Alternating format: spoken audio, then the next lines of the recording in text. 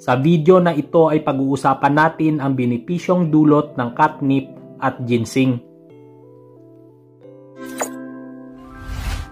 Bago tayo magpatuloy sa video na ito, please like, subscribe, and hit the notification bell para updated ka sa mga video kagaya nito.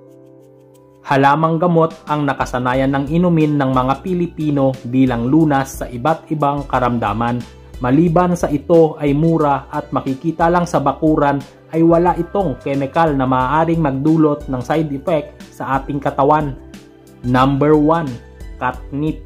Ang catnip ay isang halamang gamot na makikita lamang ito sa ating bakuran.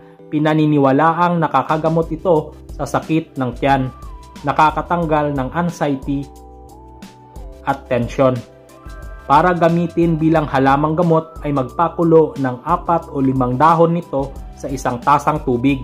Salain at inumin ng 1 o 2 beses sa isang araw. Number 2. Ginseng. Ang ginseng naman ay halamang gamot sa sipon at nakakapawala ng mental at physical fatigue.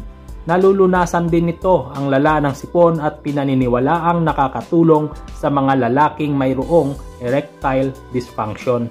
Para gamitin bilang halamang gamot ay magpakulo ng 1 tablespoon na pinatuyong ugat nito sa 1 tasang tubig sa loob ng 10 minuto. Salain at inumin ng 1 hanggang 2 tasa kada araw. Kung nagustuhan nyo po ang video na ito, paki-like and share. Salamat! Hanggang dito na lang po ang ating video. Leave the comment down below at isa-isahin pong babasahin at pupusuan ang inyong mga komento. Huwag kalimutang pindutin ang like and please don't forget to subscribe and hit that notification bell button para updated ka sa mga video tulad nito.